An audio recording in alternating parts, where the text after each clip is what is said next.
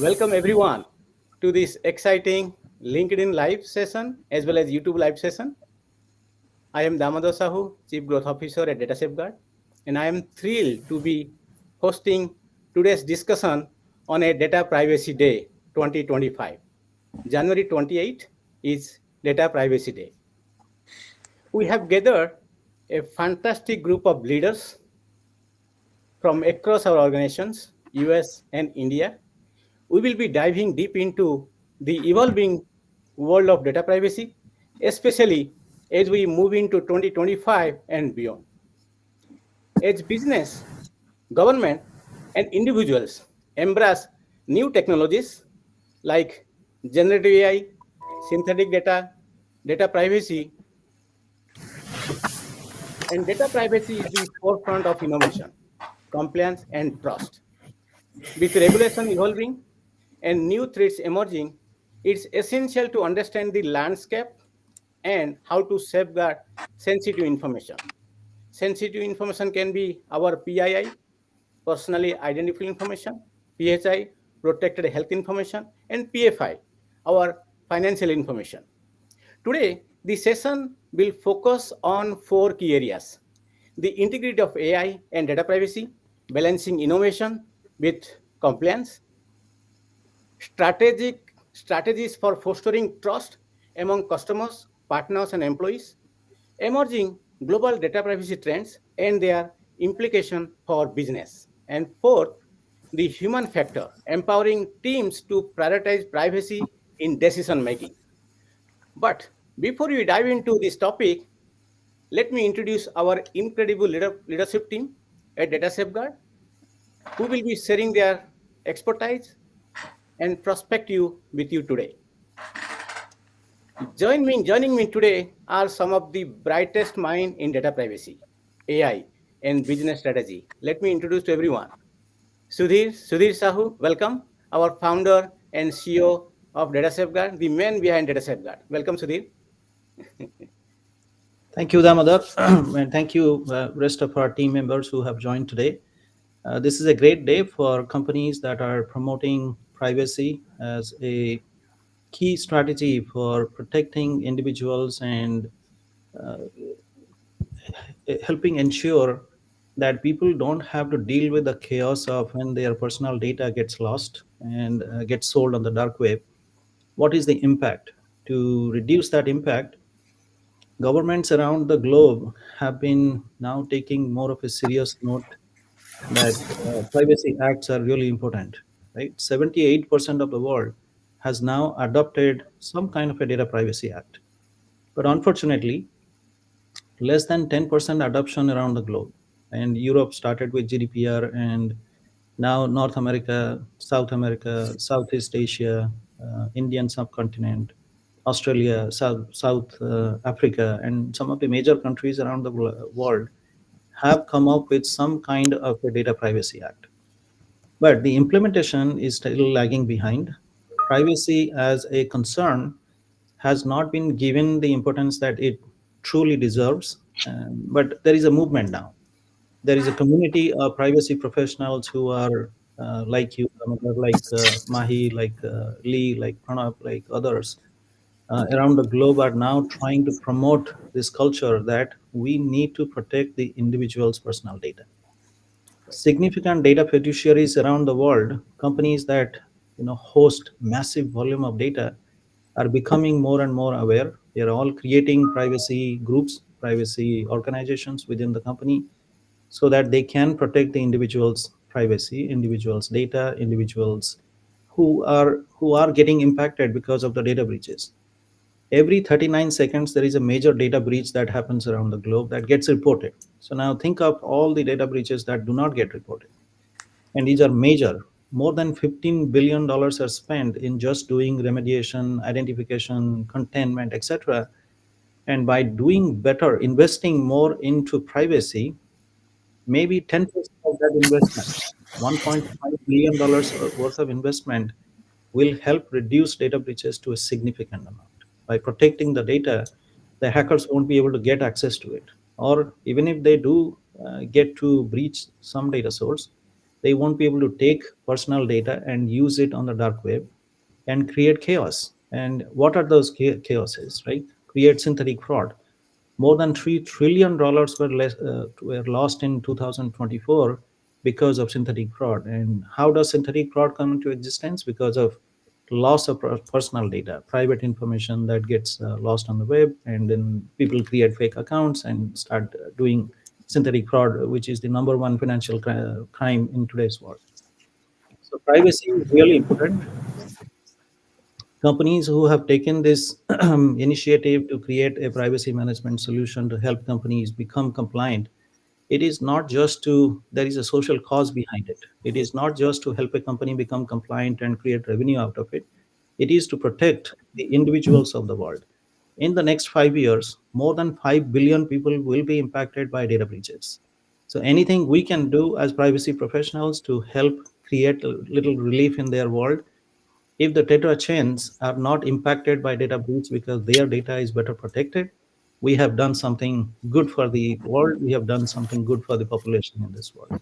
So I'll stop here. Thank you, Damodar, for organizing this event. Maybe we can proceed to other people in the team. Absolutely, absolutely. Thank you, Sudhir, for your insights. Yeah, it helps. Yeah, thank you for joining in. So we Thank have you. Lee, our co-founder and chief technology officer. Lee, Hey, Damo. Thanks for inviting me and happy Privacy Day. yeah, happy Privacy Day. So, I believe you wanted me to talk a little bit about how we use AI responsibly and Right. ethically. So, I want to just Yeah. take a few minutes and talk a little bit about that. So, one of the things we need to be making sure that companies are doing, and we do that here at Data Safeguard, is prioritizing transparency on how AI is being used. Also, we want to make sure that we're actively controlling. We have actively controlling for bias in both data and algorithms. We also want to make sure too that when we look at our development teams that these different companies have, and we do this in ours as well, we're ensuring inclusivity within those development teams. We're also making sure that these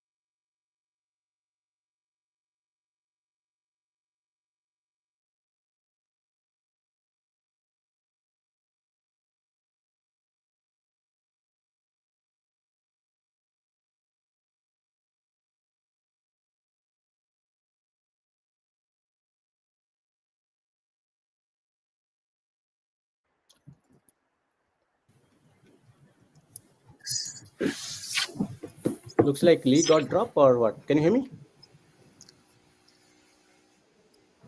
Okay. Yes, we can hear you. I don't know when Lee got dropped. Yeah. Let him join. Mahi, over to you. Mahi is our head of privacy strategy based out of India. Mahi, you want to go next? So, all right. Hi, Dr. Damo. Thank you for having me here and happy Privacy Day to you Happy and to Privacy. everybody. Yeah. Yeah, all right. Today is a very interesting day, right? In January, we have the Data Privacy Day, the International Data Privacy Day. And also in January itself, the rules came out for DPDP, right? The Yeah. draft rules came out for public consultation. Let me just take a moment here and talk about what are the implications of, the rules coming out and the draft rules being there in terms of the business operability is concerned, right? I think organizations need to start focusing on state level data localization requirements, the cross border data transfer requirements that are there. Apart from that, something very interesting that is there, if you see, the whole schema of the act itself, it is about having, a fair amount of processors accountability when it is concerned under the DPDP Act.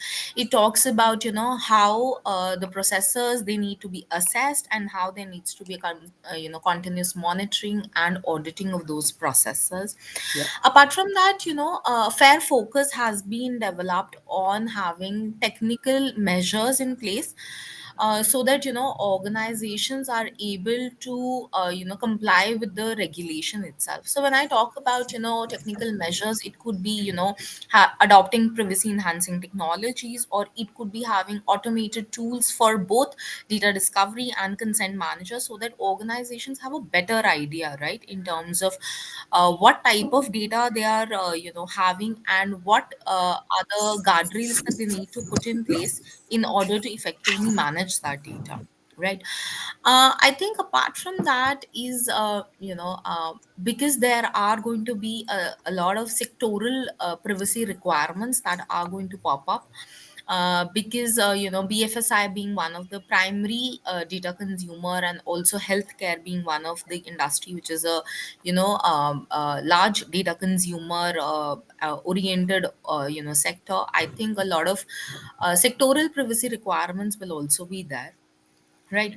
And I think there's also a requirement to have a, privacy first system architecture approach that needs to happen, so that, organizations are well protected. And also, of course, there is, incident response, the notification, the data protection impact assessment that needs to be done. And lastly, the privacy training and awareness, so that there is a culture of privacy that organizations adopt as they mature. And I think privacy journey needs to be broken down into having long term goals, short term goals, and, medium term goals, so that they can better have visibility over what is it that they're doing. So yeah. All right. Thank you, Mahi. Let me invite Pranab, our Chief Business Officer based out of India. Over to you, Pranab. Yeah, hello everyone, and hi Damo, for inviting me. Yeah, so mostly I would like to cover today how important it is the privacies in decision making. As many of the organization, as Sudhir also mentioned about the significant data fiduciary, where the entire world is the entire operation of any such organization is completely Yeah. data driven. So, prioritizing privacy in decision making is just not a regulatory requirement no more. It is a business imperative. So, organizations can effectively embed privacy into their operation by actually bringing that privacy culture among the employees, among the stakeholders, among the customers. So that exercise, what Yeah. Mahi also emphasized, the entire organization should focus bring privacy as a culture. So once this is that need to be embedded also into the entire system. So in that case, what are the benefit they're going to get out of that?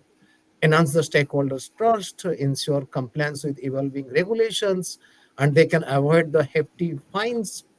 And this comprehensive approach is not only safeguard data, but also bolster their business and also the organization reputation, and bring a competitive advantage into the entire marketplace and in their particular business domain. So that's the reason, what I feel like it is very important. So every organization should focus on building a culture and use privacy to empower into their decision making. And yeah, so happy privacy day. And I think this is going to be followed and implemented by all the Great organization. point. Yeah, thank you, Thank you, Damo. Pranab. We have Samir Pande joining from India. He's our Chief Business Officer. Samir, happy Privacy Day. Happy Privacy Day to all of you also, and thank you, Dr. Damo, for having me here. Uh, Standing from what Pranab just mentioned and the likes of Sudhir and Mahi and Lee, couple of inputs that I would have is more based on the customer, right? Customer centric, Okay. essentially.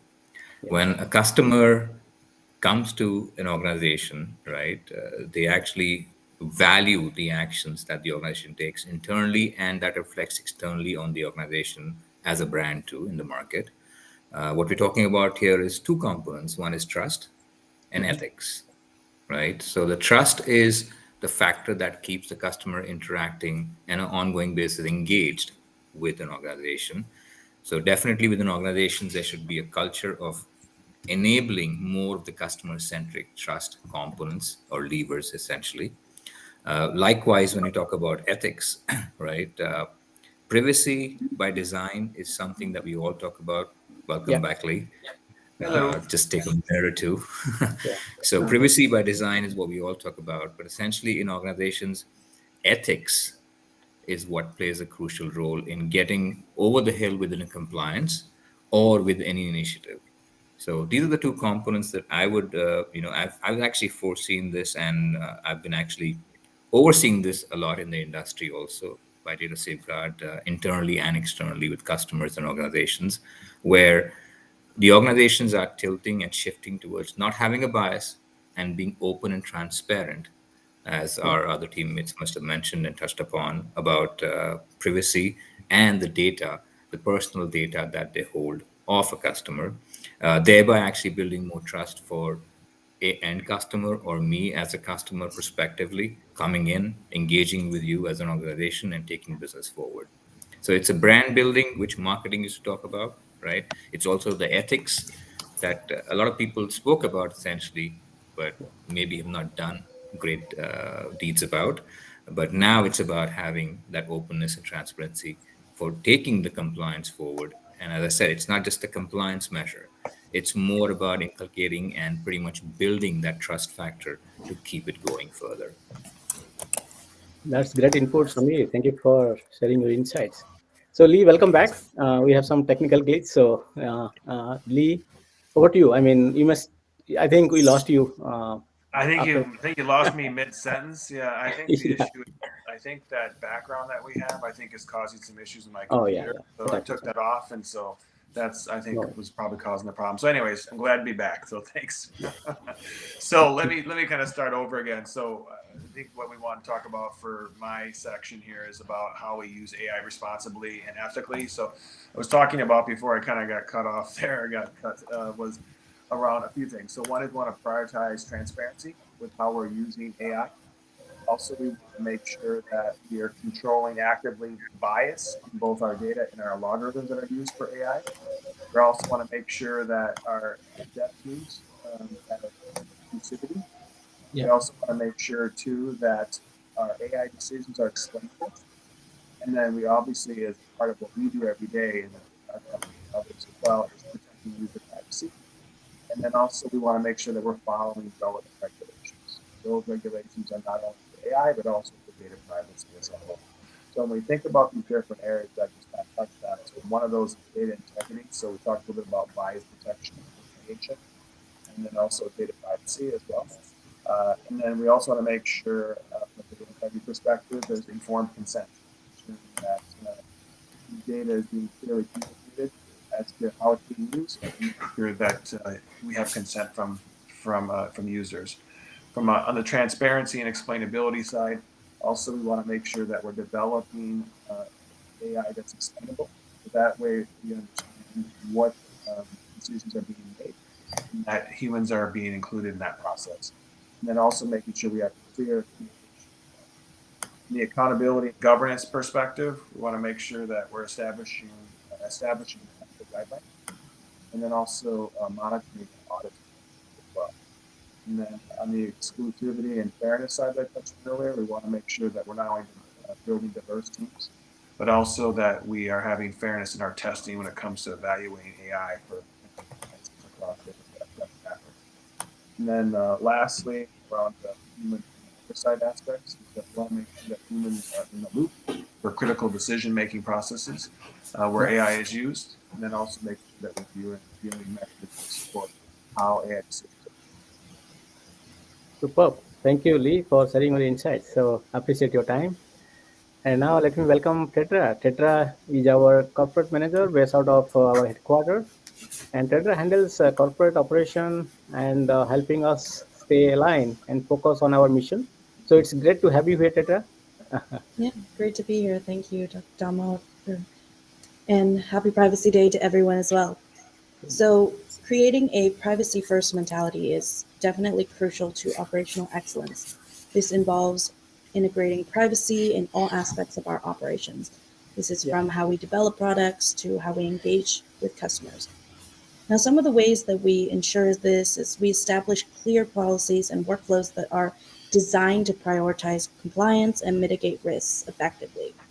An example of this might be something like our access controls, which we do regularly and we make sure to maintain throughout the year. Another thing might be making sure to emphasize the importance of data privacy across all our roles and conducting regular training sessions and awareness programs for each of our team members. super. And as Lee mentioned, transparency plays a significant role, both in our organization and in our interactions with our customers and our partners. When teams have a clear understanding of our privacy expectations, that builds trust internally and that naturally extends outward. So, by embedding privacy into our daily operations, we're not only able to safeguard sensitive information, but able to create trust and accountability, which is crucial for every successful business. Great. Thank you, Tedra. So we have Debjani Mohanty joining from India. She is our head of talent acquisition. Welcome, Debjani. And Debjani is responsible of building our talents globally, ensuring we have the right people in place to drive data privacy initiative. Welcome, Debjani.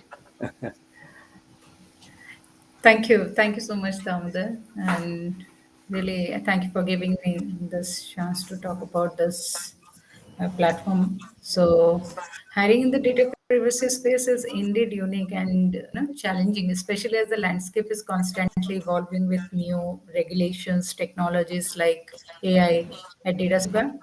We focus on three key pillars for the talent acquisition, like we look for individuals with a mix of technical expertise and a strong understanding of global privacy regulations.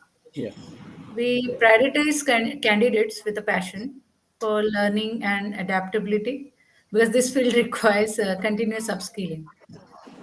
And also, finally, we ensure our culture aligns with the values of privacy and trust, which are core to everything we do as a company. So once we onboard, we invest in their growth through training programs, certifications, and mentorship to keep them at the forefront of this critical field. that's great point. Thank you, Debjani. Thank you, Shami. Thank you all joining in. As we wrap up, it's very clear that the future of data privacy requires a delicate balance between innovation, compliance, and trust. The key navigating this landscape is understanding the evolving trends, empowering your team, you as an organization and your team, and ensuring transparency in all the data privacy practices. So, on behalf of our entire leadership team and from Data Safeguard, I would like to thank you for all who have joined today. And if you have any comments or some suggestions, please feel free to write down in the comments box, and we will be happy to answer you. After this live session. If you are interested in learning more, feel free to connect with us here on LinkedIn, as well as you can reach out to our leaders. Yeah, we are committed to helping business navigate this complex space, and we will continue sharing insights and resources with you from time to time. Again, thank you for being here, and we look forward to continuing this conversation with all of you. Let's keep shaping the future of data privacy together.